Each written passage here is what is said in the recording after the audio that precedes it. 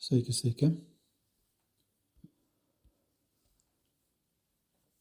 Atsakysiu į Tony soprano klausimus. Paskaitysiu jo komentarus ir pasidalinsiu mintimis, ką aš apie tai galvoju.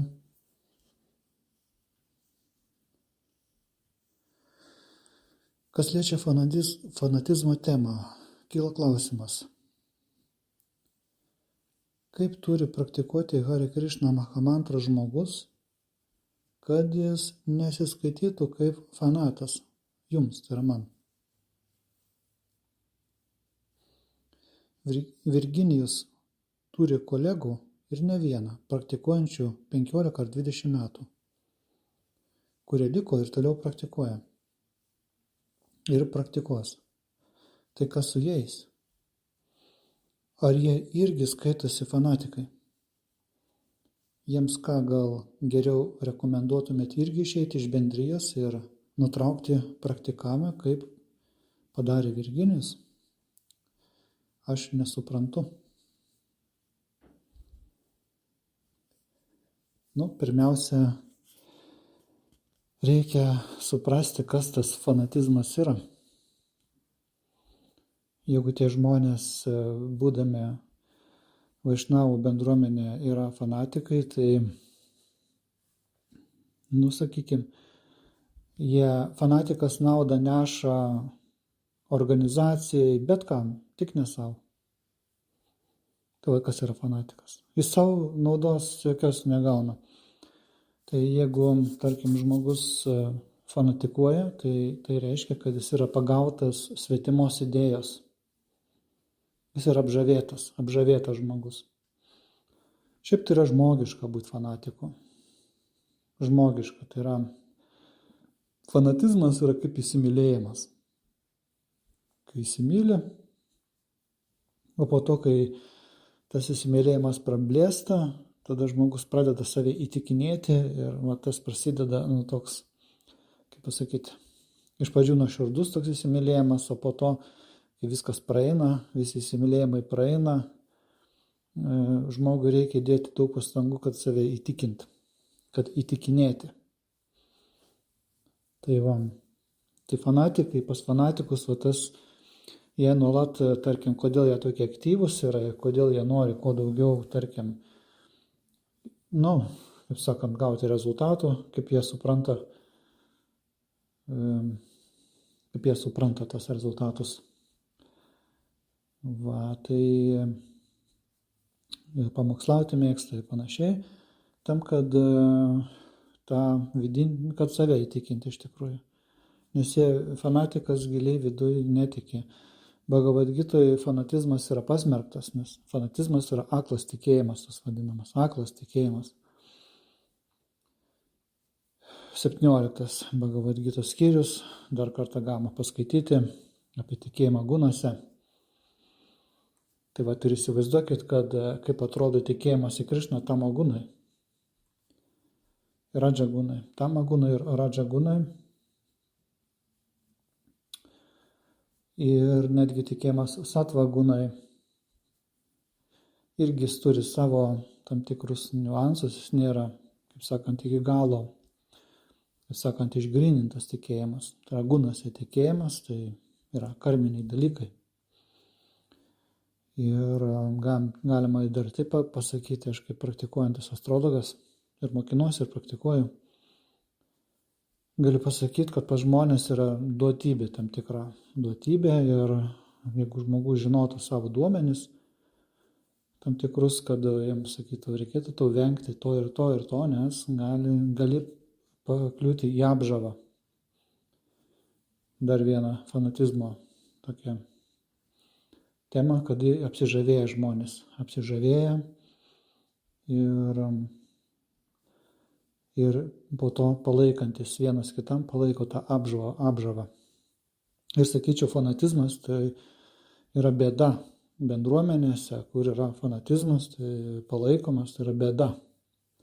Ir ypač sudėtinga, kai fanatizmas yra būtent lyderiai fanatizmo serga. Kaip pavyzdys, dabar man bekalbant apie fanatizmą, tai Pavyzdžiui, fašizmas yra visiško fanatizmo pasireiškimas, fašizmas. Jis tik ant fanatizmo ir gyvena. Tai yra tam tikra idėja, įkergta kažkokiu tai būdu, reiškia, žmonės ją priima, jie dūšia pasiruošę paaukoti, kad, tarkim, išpildytų, reiškia, tą idėją, kai tuo tarpu, reiškia, jų siela, reiškia, nieko negauna. Pasekmes pasiima. Karminės. Siela nešasi krūvis didžiausias, kur paskui turi kaip sakant, išvaitoti, pavadinkim taip, išvaitoti, karma tą turės.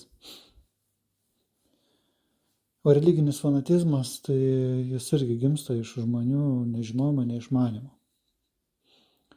Ir aš skaityčiau Virginijaus šitas toks prabudimas, jis čia ne prabudimas yra. Čia yra siela blaškosi, ji blaškosi ir ji duok Dieve, kad ras kažkada tai ramybę. Ir kad atrastų ramybę šiame gyvenime, nes jeigu šitaip blaškysis ir netradusi ramybės, blaškysis ir pomirtinėme gyvenime. Ir tai bus ne dėl to, kad išėjo iš nesąmonės, o dėl kad fanatizmą praktikavo. O fanatizmas reiškia sielos miegas. Sielos miegas.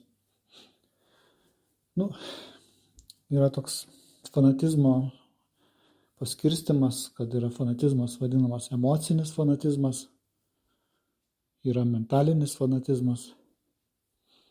Emocinis fanatizmas, jis daugiau toks, kaip sakant, yra viskas ant emocijos, viskas ant euforijos siekia, tai yra amplitudė, reiškia įvairiausių emocijų, nuo neigiamų iki euforinių.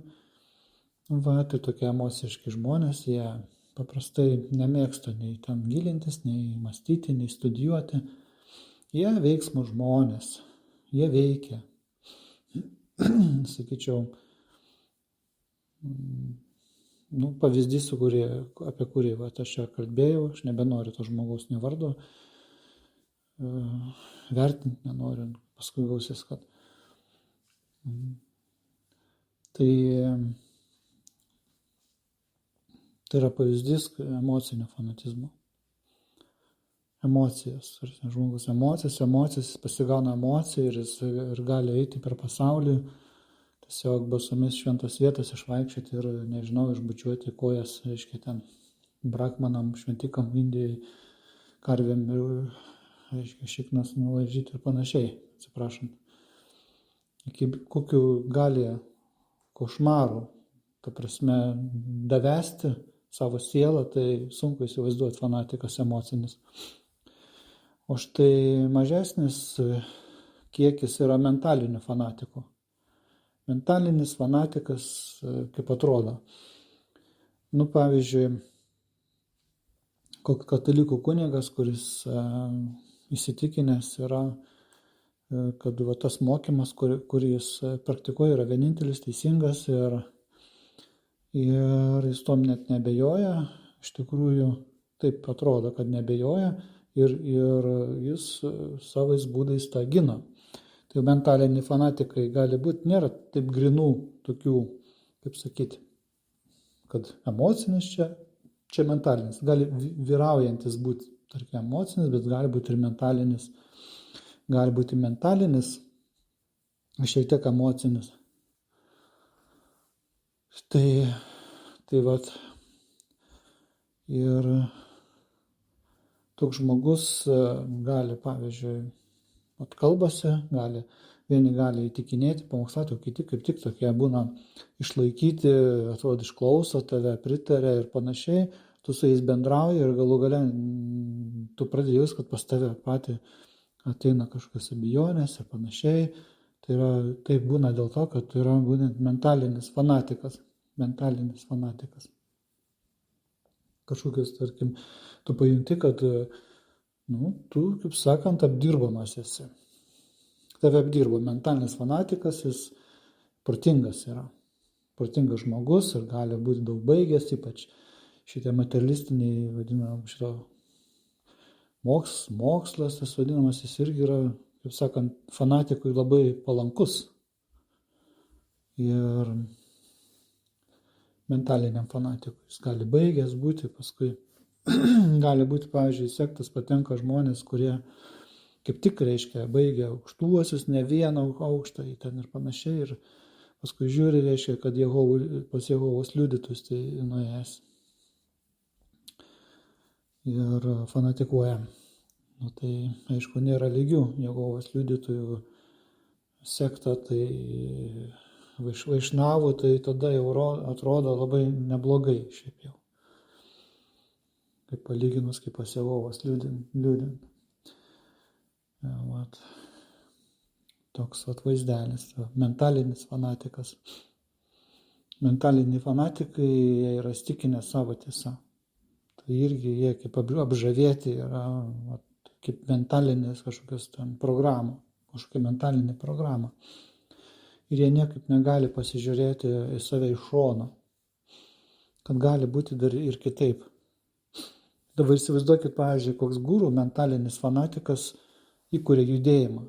Protingas, gudrus, turintis iškalbą, įkuria judėjimą ir prisijungia žmonės tą judėjimą ir, žiūrėk, skelbia Dievo žodį.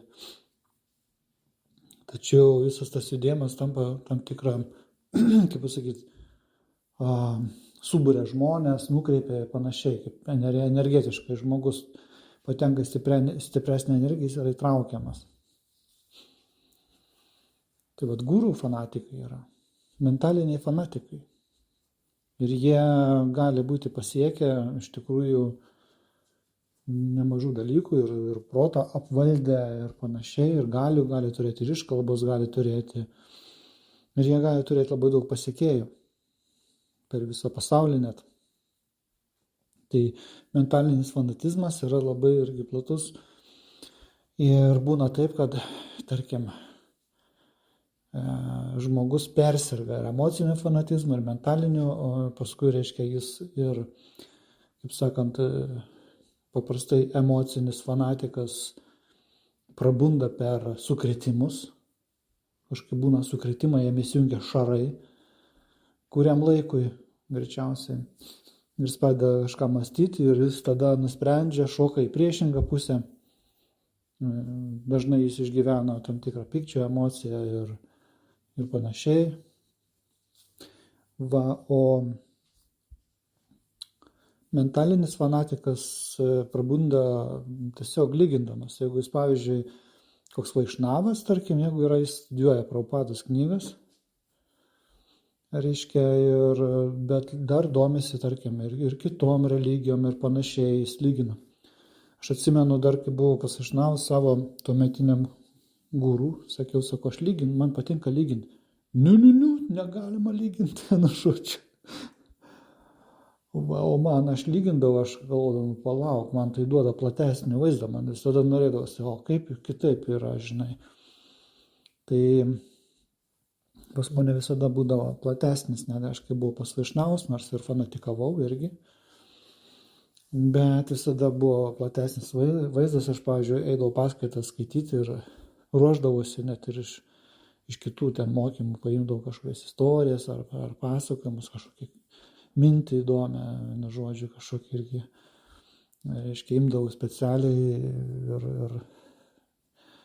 labai įdomiai stebėdavau, aš tiesiog pastebėjau, kai tik aš paimu kažkokią tai, atsimenu, kai paimu vieną knygą, labai įdomią ten temą, reiškia, iš Bhagavad Gitos, ir sakau, paskaitysiu jums dar iš kitos literatūros, ir aš atsiverčiau, aš tą knygą aprengiau su popieriu, kad nesimatytų viršelio, nes ten buvo tokia jogo knyga, nesakysiu vardą, ir ten tokia istorija buvo, aš ją perskaičiau ir aš mačiau, kaip žmonės reaguoja, egregoras kaip reaguoja, irgi čia atskira tema, kaip egregoras reaguoja.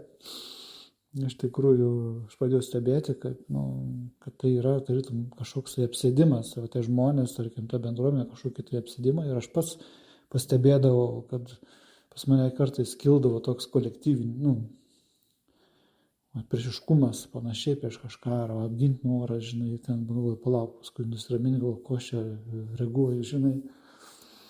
Tai va, fanatizmas, taip, čia aš šiek tiek plačiai dabar apkalbėjau. Tai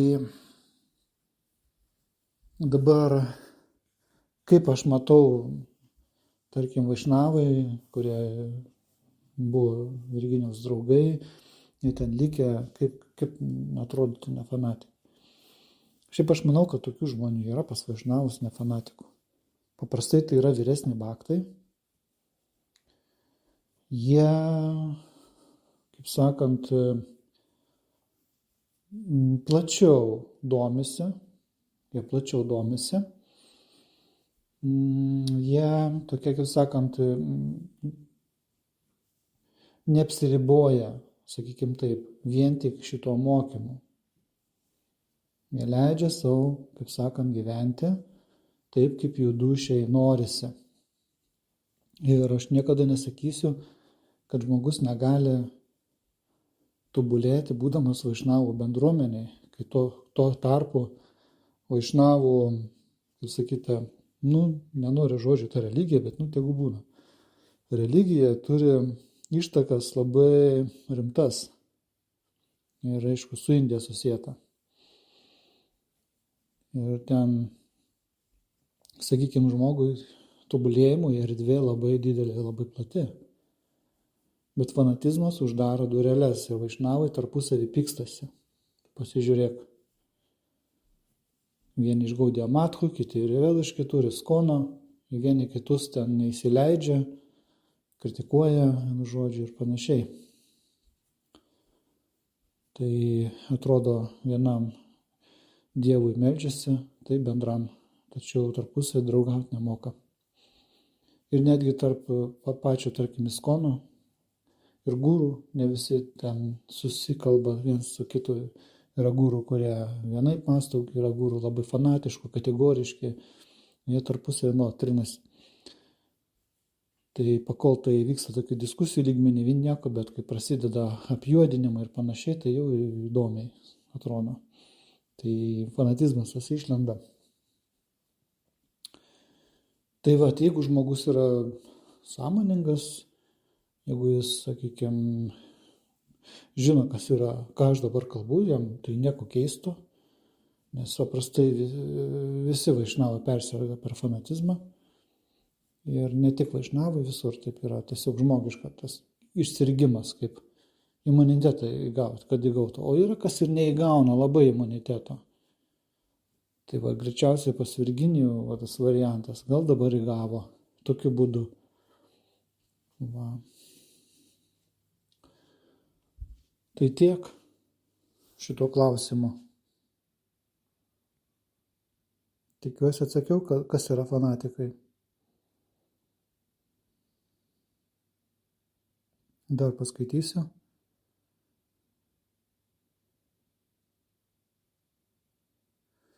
Čia aš šiandien įdėjau įrašą apie ar gali žmogus, kuris, tarkim, nebūdamas pas Krišnaitus, kartoti Mahamatą. Ir čia Tony Soprano rašo. Įraše kalbate apie pradedančią lygį, o juk kuo toliau, tuo norėsis mantras praktikuoti daugiau. Kuo toliau, tuo kils minčių, kad galbūt ir reguliuojamų principą reikėtų prisilaikyti, kurie egzistuoja. Kuo toliau, tuo galbūt norėsis priimti mokytoją, ateis tokias mintis po kažkiek laiko ar po kažkiek metų. Nejau įmanoma vienam užsidariusiam ir taip ir praktikuoti visą gyvenimą iki gyvenimo galo. Dar apie tokius nesugirdėsiu aš. O kas jį praktikuoja žmogus, daug tokių metodų, daug turiu omeny, minimum 2 valandas į dieną ar daugiau, ar nei 2. Tai ar tinka jūsų patarimas tokiam, kad eiti vienam ir kartoti taip, be jokių mokytojų priėmimo ir atsiribojimo nuo bendrijų, kad nesikišti bendrijų egregorą.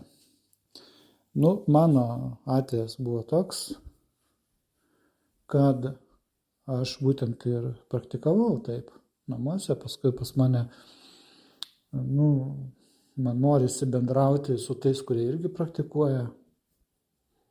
aš norėjau eiti gilį, iš tikrųjų man buvo labai įdomi ir Bhagavad Gitos filosofija ir aš pradėjau susirašinėti su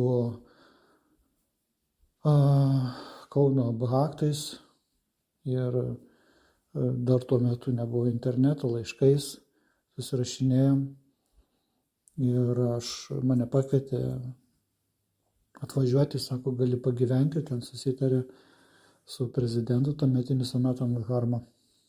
Aš atvažiavau ir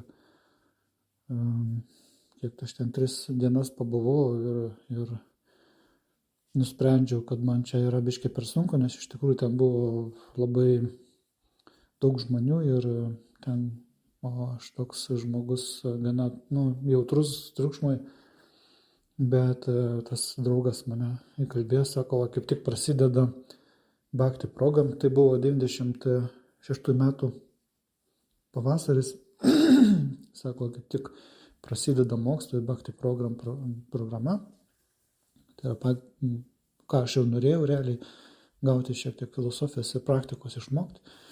Ir aš tada susiderinau ir atsimenu ir ten grįžau namo su tėvais, ten viską, reiškia, ten dar kažkur ten dirbau, išėjau iš darbo, kažkas va tokio, aš ten smulkmenų jau nebeprisimenu. Ir po to atvažiavau, aš pradėjau mokintis šventykloje, gyventi, dirbti statybose, virtuvėje dirbti ir praktikuodavau mantrą. Tai, o būdamas namuose aš irgi praktikavau po 2 valandas mantrą, kalbėdavau, žodžiu, ir man nežinau, ar esu pasakojęs, kokias patirtis esu patyręs. Kažkur tai kažkokiam įraše esu pasakojęs, iš tikrųjų, man labai stipriai suveikė, iš tikrųjų atsivėrė tokie dalykai, kur, tai buvo mistika, mistinis savybės kažkokios atsivėrė ir aš atsimenu, su Krišna bendraudavau per gamtą, per debesis, per medžius, per gyvūnus, per paukščius.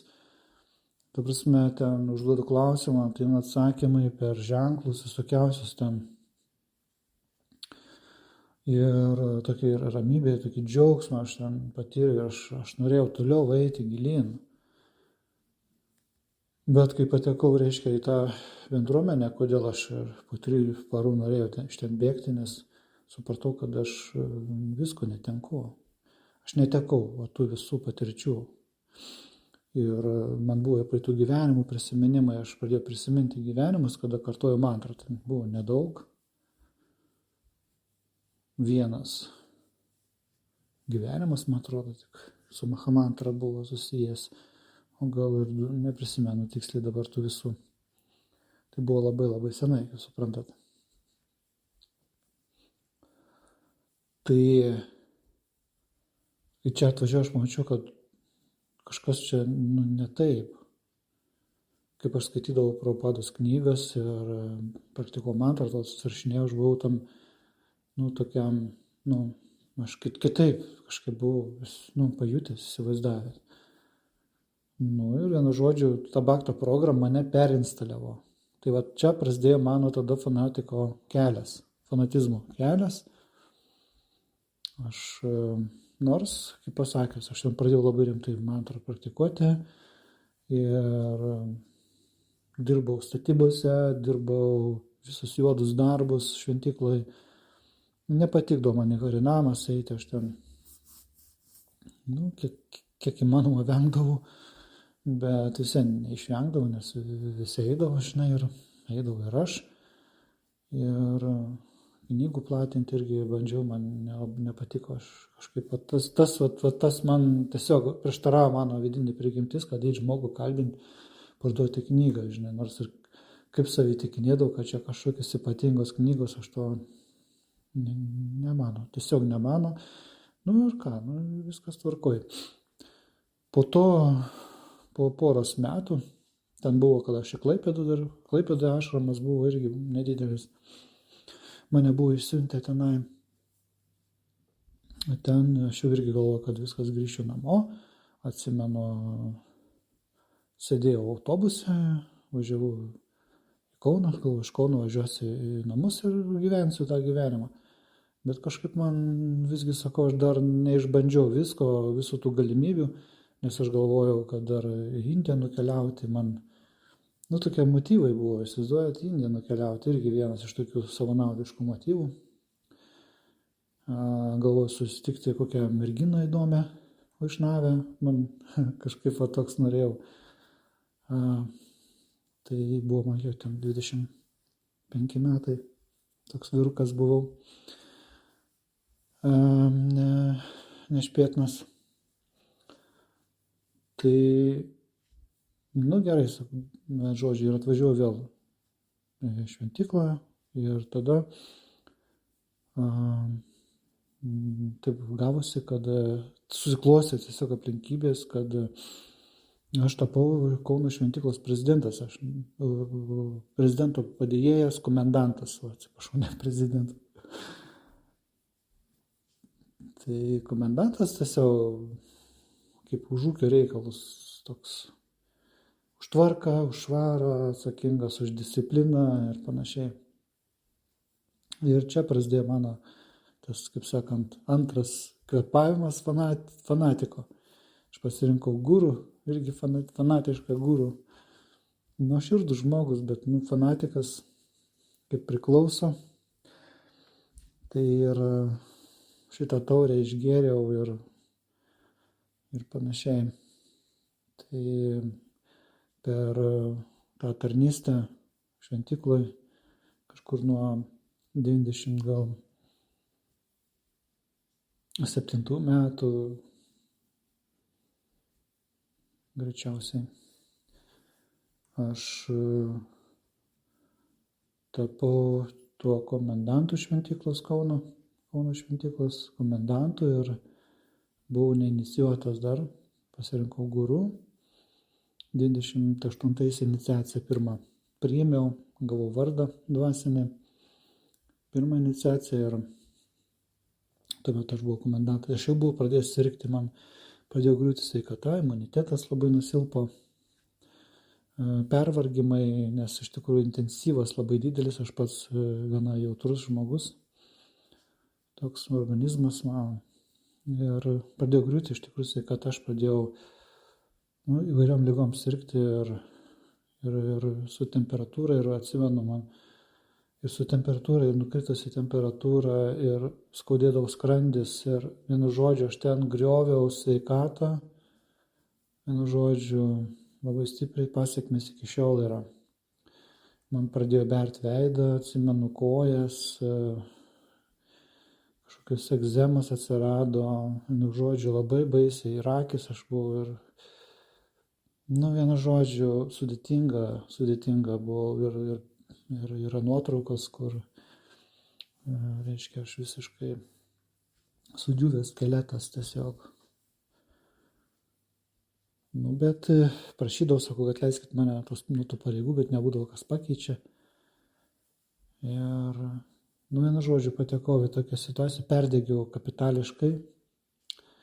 Ir tuo pat metu bandžiau atrasti būdus, kaip aš galiu susitvarkyti savo sveikatą.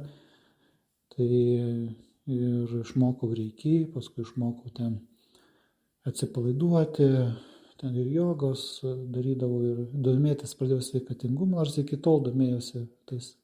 Ir Tibeto medicina man buvo įdomi. Kai namuose gyvenau, turėjau knygą, kurią studijavau. Ir susibūrėm.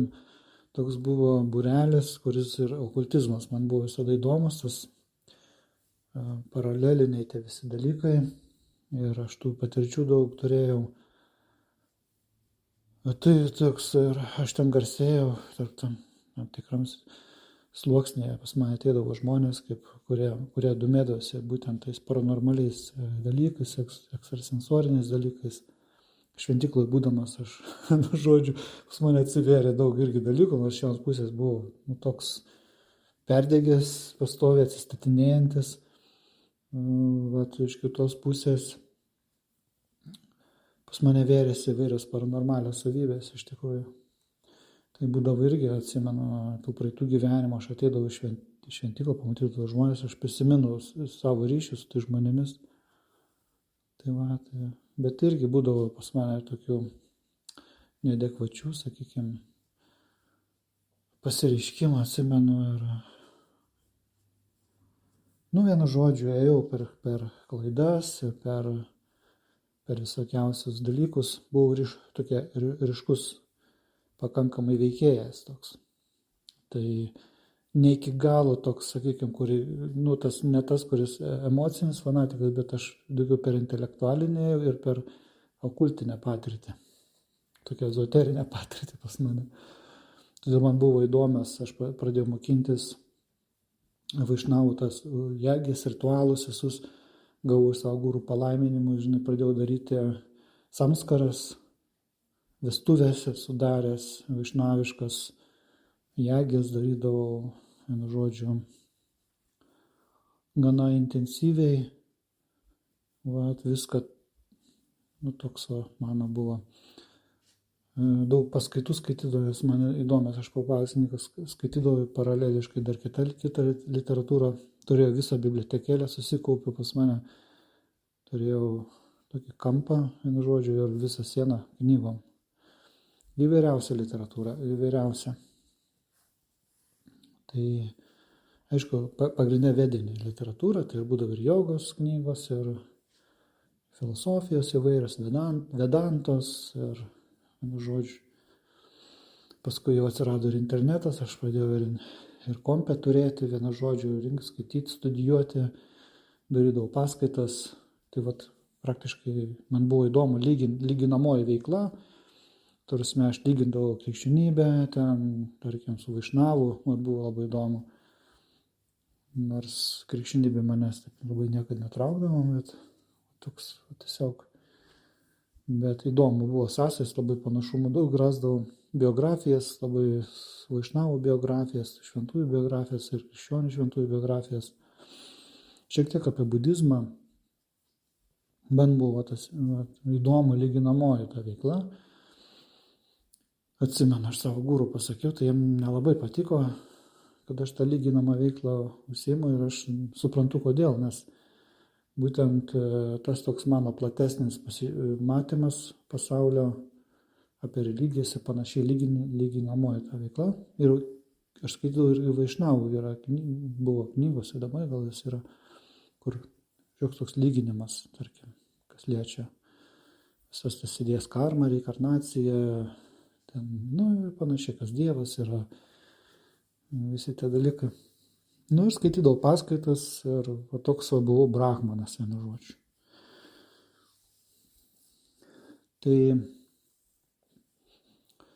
ir toj mano aplinkoje buvo ir daugiau tokių su paranormaliom savybėm žmonių, vaišnavų. Tai bet viskas ėjo taip, kad man niekaip visiems sveikata nepajudėjo, aš pradėjau trokšti atsiskirti.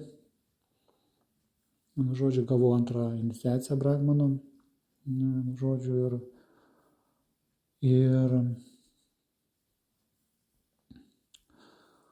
tai ir tada pradėjau iš viso, teisingai, jagės dariau jau brahmano iniciaciją gavęs, čia biškai nepapasakoju. Tai aš ir tada dievybių visą tą meną, reiškia, kaip prižiūrė dievybės, kaip ten yra kokios mantros, pirkdavau knygas iš Indijos apie, vienu žodžiu, man buvo įdomu mudros mantros, o dievybių priežiūra aš ten buvau puikus, tas pudžiaris vadinamas, pudžiaris ekspertas, vienu žodžiu. Pagalvoju, aš net ir dabar atsimenu viską, kaip reikia ten daryti, ant tiek, žodžiu, ten viskas su visokiam subtilybėm, ten, kas pudžiaris yra ir dievybių priežiūra, tai mano buvo. Aš taip pat Tulasi labai mylėjau, prižiūrėjau Tulasi, buvau pagrindinis Tulasi vienu metu, kaip ne pagrindinis, bet pagalbinis, buvo moteris tokia viena ir aš, ten mes dviese prižiūrėjom, man patikdavo medituoti, Tulasi, medelis, prižiūrėti ten. Tai va toks, šiaip aš pasakoju dabar čia, nežinau. Kadangi buvau žadėjęs. Papasakosiu, kodėlgi ne. Man pačiam visai dabar įdomu pasakojimų, pačiam įdomu pasidarė, pakėliau atmintį. Tai va, ir toliau, kas vyko toliau pas mane, aš pradėjau, tiesiog išėjau iš šventyklos, nes ten labai intensyvas triukšmas, tai buvo jau 2000 gal pirmieji metai, aš pasibaigiau Reiki meistro, praėjau, išmokau, pradėjau Reiki dėstyti, net būdamas šventykloj. Ten įdomi tokia situacija, labai populiarus Reiki buvo. Ir labai daug seansų darydavau, gydydavau ir kitų žmonės gydydavau ir pats, ir labai daug mantros kartuodavau. Ir pradėjau atsiskirti mėgti, išvažiuodavau į kaimą, toks namelis būdavo ir visiškai miške ten. Ir ten gyvendavau, po to vėl su traukiniu atvažiuodavau į Kauną, pradėjau taip gyventi. Po to apsigyvenau Vedų centre. Tai Vedų centre pagyvenu, tai miške, atsiskyrėlis. Ir aš važiuodavau pastoviai jau. Ir kompą turėjau, ir knygas aš studijuodavau, praktikuodavau, skaitydavau. Tai nuolat. Aš labai daug knygų visada su savim turėdavau. Tokią kuprinę pečių nešiodavau kaip koks vienuolis. Tai va, ir paskui gavosi taip, kad man pradėjo tiesiog atsirado kitų įdomių dalykų, aš pradėjau bendrauti su žmonėmis, aplink mane burti žmonės pradėjo, kaip sakant, tokio laisvesnio, lengvesnio pobūdžio ir diskutuodavom, labai įdomią laiką leisdavom, tas namahatas vadinamas. Ir po truputį aš, kaip sakant, pradėjau, kaip sakant, kiti dalykai, tartum, toks išėjimas prasidėjo. Žodžiu, ir galų gale, kai aš susitikau, buvo 2006 metai, aš susitikau savo guru, kuris atvažiavo, buvo festivalis. Ir aš toks ateinu, žinai, be šikos toks ir, su tais indiškais rūbais, su dvočiu.